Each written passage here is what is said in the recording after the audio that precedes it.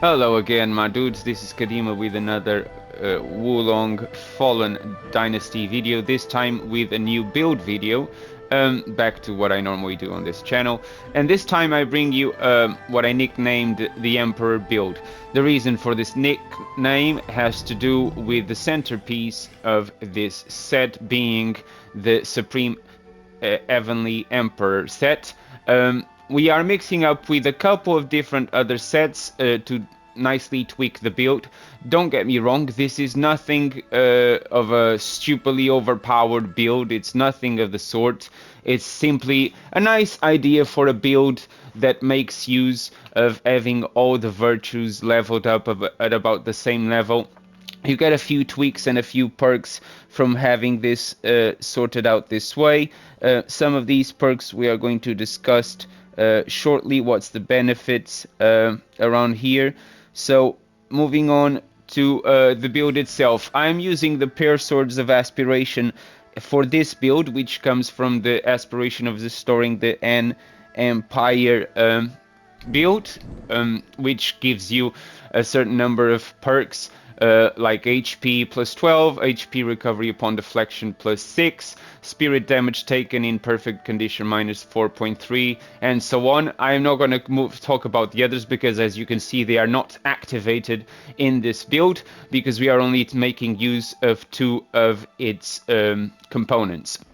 For the other weapon, I'm using the Golden Staff of King Yufu, which is part of the Grace of the Supreme Heavenly Emperor. I was lucky enough to get it dropped this way. Unfortunately, I haven't been using the staff that much. The main reason is because I am not exactly very used to using staffs so far. I need to do some practicing with using staffs, and when I do so, maybe I'll end up using this more often. But my centerpiece when it comes to attacking is the pair swords, not only because I'm used to the moveset and I know the moveset, but also because I was lucky enough to get this with the Beckoning Pine, which is by far one of the best martial arts you can get. The Endlessly Flowering that comes as the exclusive special effect martial art for this weapon. It's useful in PvE. I wouldn't risk it on PvP though, because it's quite easy to parry, and when you get parried doing one of them martial arts, you get stunned quite easily. For the Golden Staff, I was lucky enough to get it with the Dragon Flash and Monkey's Wisdom. I mean, I would say they are amongst the best martial arts for staffs. When it comes to attack power, I've got the swords with 563, 545, and also, as you can see, I've got the swords themselves with the ice enchant, melee attack power, ice attack power, and I've also put the debuff for the enemies, damage amplification upon successful martial arts hit. This is mainly useful for PvE purposes, although in PvP, if you get lucky to land the Beckoning Pine, for example, it can also help. When it comes to the remaining parts of the build, I'm using the Bamboo Crossbow at 5 stars, which I was lucky enough to get as part of the set of the Supreme Heavenly Emperor. Not really using this in PvP unless I'm doing invasions and the guys are throwing arrows at me. This can actually be quite useful, especially because it scales A+ with water, and water is the centerpiece. Another A scale plus is the weapons, the swords. This one is an A-, which is not too bad, but it's not as good. The other piece I'm using is the Colonel Repeating Crossbow, which I was lucky enough to get as a set bonus require mitigation piece, which in this case helps with getting all the pieces for the Supreme Heavenly Emperor combined without needing the extra one. But it also gives you a tiny bit of benefits when it comes from the aspiration of restoring the N Empire, and also from this one here with the Strategist of Genius, which I will talk about shortly. As you can see, in all of my equipment, whenever possible, I have water damage increase. Unfortunately, with these pieces that I've got, this one comes with a spirit attack, spirit damage locked. I can change it, but in this case I put ice attack power, chill accumulation on enemies, water phase spell, spirit consumption reduction, and negative effect duration on enemies, because we want to get them chilled and we want to keep them chilled for as long as we can. For the piece of chest, we got guard spirit consumption, which is not too bad. I mean, could be a worst one. We got water damage, ice attack power, chill accumulation, and negative effect duration. For this one, spirit gain, again, not too bad. All the pieces, as you can see, are different weights. This is a heavy one, this is a light one, and medium one. But when you are farming grace set pieces, I mean, you take what you get. For this case, the helmet, as I was saying, it comes with spirit gain 2.9, water damage that I have embedded here, ice attack power, chill accumulation, and negative effect duration on enemies. This one is also part of the grace of Yashin Tianzun, the pure one, but just by having with the set, it gives me the spirit gain from normal attacks, which is useful both for PvE and PvP, because as I buff with my spells, spirit tends to become quite high, and it's good that you can recover some straight away from normal attacks.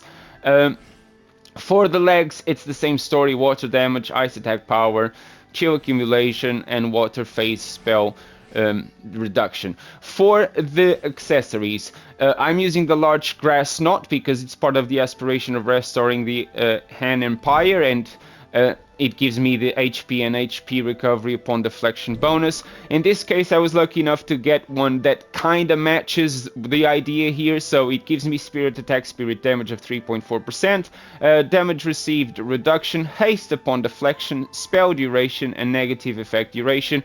Of course, when it comes to accessories, it's even more about you use what you get. This was actually quite good because it kind of fits the idea. For this one, I have water phase spell, spirit consumption reduction, ice attack power. I mean, ice resistance doesn't really bother me. If I could have something else, I would, but again, I can't change that. It gives me a reduction when it comes to damage received, and it does give me an increase of elemental damage. Again, because this is part of the Strategist of Genius set, it gives me the effect of the first perk, which is increase all status effect accumulation dealt to enemies by 3.8%, which comes useful when you put all these pieces together and you check your parameters. You got quite a good amount of damage going on. Nothing overpowered, don't get me wrong. You're not gonna be an unstoppable killing machine. You have to play wisely, you have to play with the deflections, you have to play with the martial arts when you can, especially in PvP. Don't go for it all the time, you might get punished. The important thing here is, because of the combination of sets and the combination of the virtues, I have agility A, which is massively important, especially in PvP.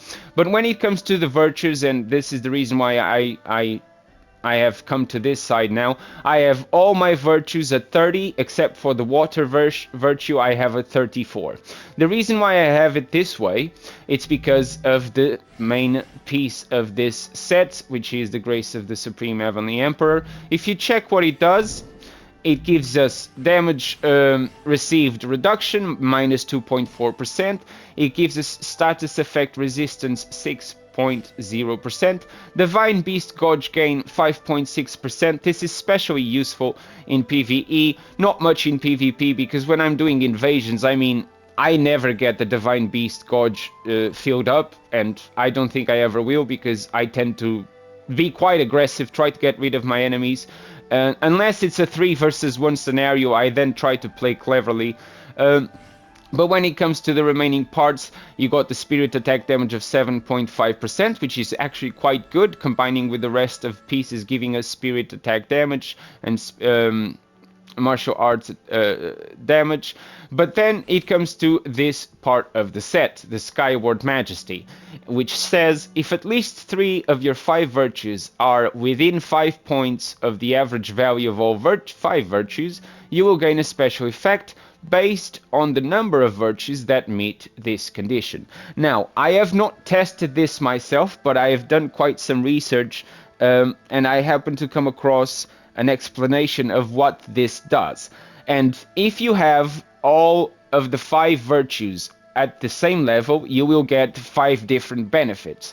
These benefits are 19% spirit cost reduction for dodging, 13% spirit cost reduction for wizardry spells, 10% spirit cost reduction for martial arts, and 12% spirit gain from normal attacks. So this is actually quite good because it allows you to make benefits of having all the virtues combined. Now, again, because our virtues are spread across the board, our weapons scaling means that our damage is going to be around the 560s, 550. It's not going to be 600 and something like you would if you were going to focus having your virtues leveled up to match the scaling of your weapons perfectly. It's not the case here, but again, because this is a distinguished set, I wanted to give it a try. I'm going to give you an example, but before I want to talk about the wizardry spells and what I'm using and why. So I'm using the amplified damage because either for PvP and PvE, this is a good choice to go for. It's got a reduced duration, unfortunately. I wish it lasted longer, but during PvP, you might want to start the fight with this. It will boost your damage for a little while. Just be wary that it will also boost the damage you receive. The other choice I'm going for all the time, it's the ice weapon, because we got water focused build with ice attack power increase. This is a good thing to go for, also because we want to get them chilled. And every time we cast this, we'll get our weapon covered with ice. And remember, our weapon is already enchanted with ice, so it just boosts the damage and the ice accumulation a step further. So with like 3 to 4 hits against an enemy, they tend to be chilled. When it comes to my third option, I'm using enhanced defense. This is mainly for PvP, because if I'm fighting an enemy who is using a big weapon like a hammer or an halberd, it's good to have this extra defense, especially if you're using the amplified damage, because you'll be taking more damage and they can easily do quite a significant amount of damage if those hits happen to land. So it's a good option to go for. And last but not least, I've got the Malignant Icefall. The number one reason, as you are going to see in this video when I do some examples of PvP, is that this is very useful when playing PvP. So I do some attacks, I get the enemy stunned, I land the Fatal Strike, and when they are on the floor, if I cast that, it will always land before they have the chance to stand up. So it's another source of damage that you can go for to keep the pressure on your opponents. As for all my builds, I like to use the same testing subject, which happens to be Cow. So I'm going to give you an example of the damage output and what you can expect when you're using this build, and as I would use it for PvE purposes. Again, Cow is my favorite source of research for these things. So I buff with the amplified damage and the ice weapon. What do you know of a true dragon? I put some pressure on him, do the martial arts, get some damage going, apply the amplify again, apply the ice weapon. He casts his little thing, I put some more pressure, do some more damage, do some martial arts.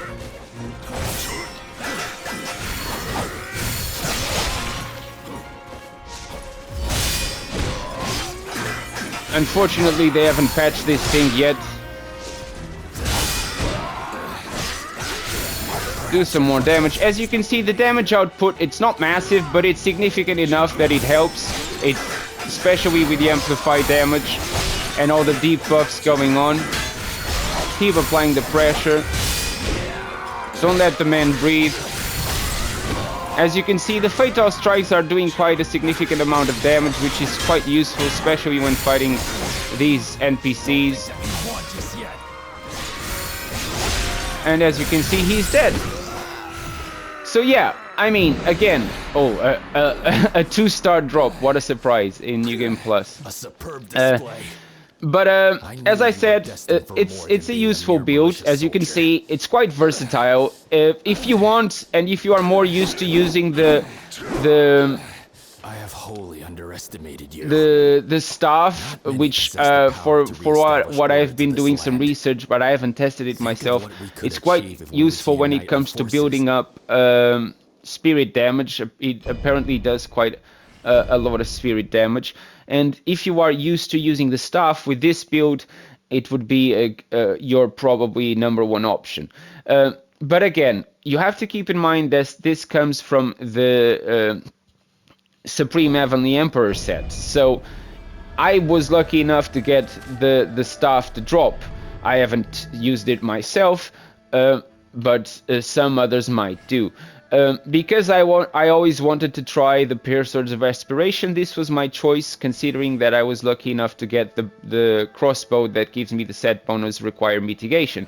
So I focused my build around the swords more than I would around the staff. I will most likely do some experimentation using the staff, because as I just said, some people have been telling me that it's quite a good option, and it's got this heavy plunging forward attack. The weapon arts are actually quite good. You've got this monkey business going on, which it can be especially useful.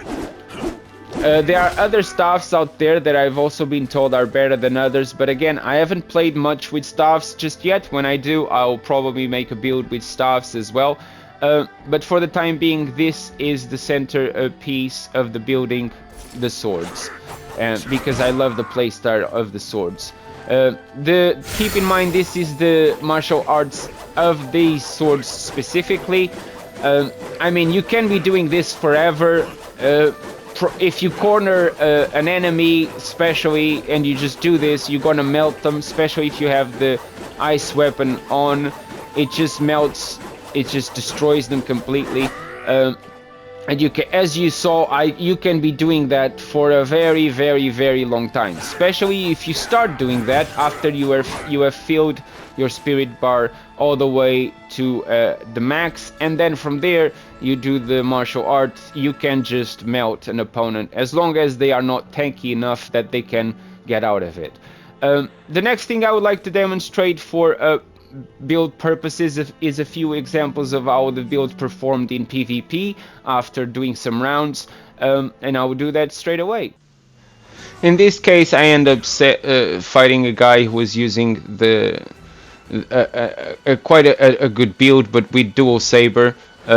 Maybe he had decorated his build to look like the guy that uses the unparalleled spear. Or maybe he was just using the sabers to test them out, I don't know. Again, keeping the distance, trying to get him to fall for my deflection when I get the damage done. Land the combo with the ice peak on his head once he's on the floor after the fatal strike. I decide not to use one of the dragon pots, just a heal over time. Try to buff. Don't know if he's trying to access something on his menu, because he was suddenly just keeping his distance. Do the occasional poke.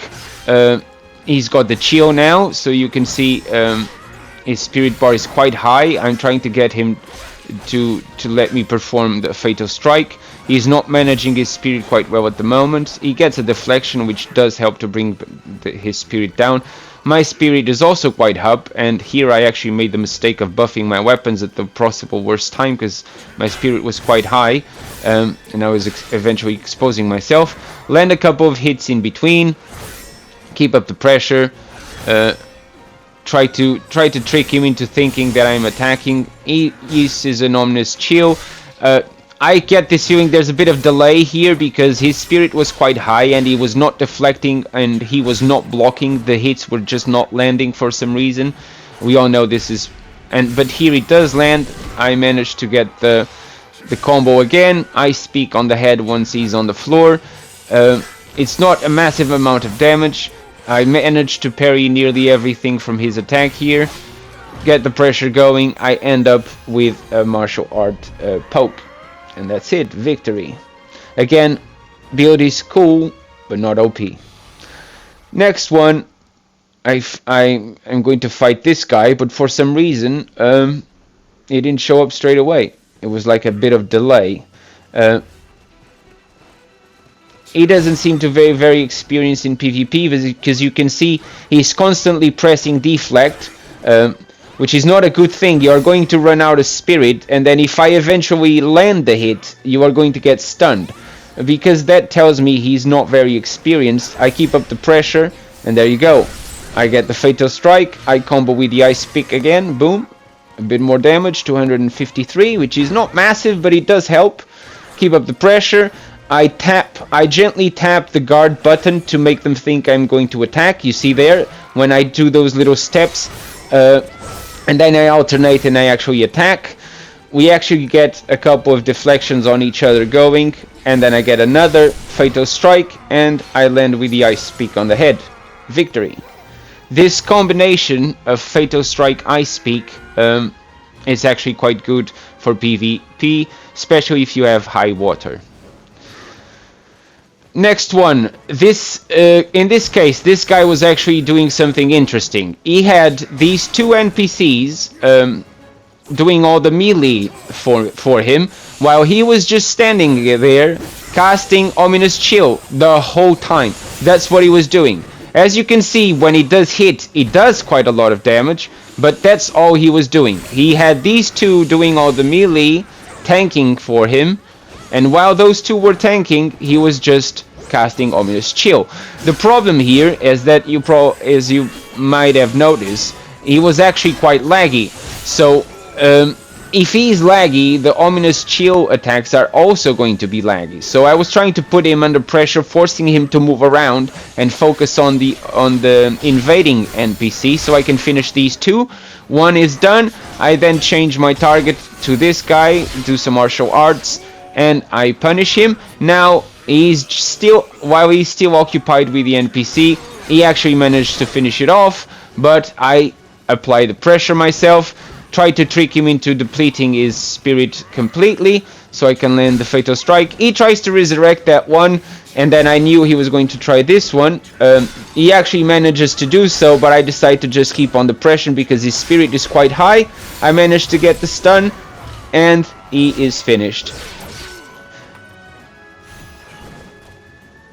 And another victory for the Emperor build. For the next round, I cast the Ice Weapon at the start. I can see he's playing cautiously, so am I, trying to study each other. I land a couple of hits. As you can see, it's not a massive amount of damage. It does good damage, but nothing serious. I get the counter, but unfortunately I didn't get the Fatal Strike because I rushed into trying to combo, and I lost the opportunity. He then manages to stun me, but I do manage to block his attack. I get some deflects going while I punish with a little counter attack. He's got the chill now, as you can see. His spirit is getting high, and I am trying to get him to stun, but unfortunately the tiniest amount of lag can make a huge difference when it comes to deflect and stunning in PvP. I keep the pressure, he gets stunned, I land my Fatal Strike, and I achieve the win. Another one for the Emperor build. As for the next one, again I cast Ice Weapon. This guy is using a straight sword. I can tell by the weapon arts. I managed to get him punished straight away. I do the martial arts because I was trying to debuff him, but with the damage amplification, but I didn't succeed. His spirit is quite high. He does manage to deflect. I deflect him, he deflects me, but his spirit management is not great as he's keeping himself quite high. Unfortunately, because of the lag, every time I got the deflect, I couldn't tell straight away. So you see, I'm actually trying to land a square counterattack instead of doing the Fatal Strike. This tends to happen more with the lag situation. We get a few deflects on each other. You can see his spirit is back on being high. I try to land the hit, but unfortunately he deflects. Keeping the pressure, he buffs himself, which was not a great idea at that particular moment in time, as his spirit was quite high. I get the stun, but unfortunately I pressed the square instead of the circle, and I was quite upset with myself there about it. Keep up the pressure, he gets a couple of deflects again. I try to trap him into attacking me, which I do, but unfortunately I get stunned. He gets stunned, but I was too slow to counter with a fatal strike. We get a few more hits, a few more trades in between. He actually nearly finishes me off. I managed to recover, get some distance, recover some spirit, and back on the offensive. We get a couple of deflects going on in each other. I'm carefully just trying to land one counter attack after each deflect. His spirit is again quite high, so again, unfortunately, because of the lag, I get the deflect, but I don't get the fatal strike, which can be very annoying, especially in situations like this, because I could have finished this fight long ago if it wasn't for the lag.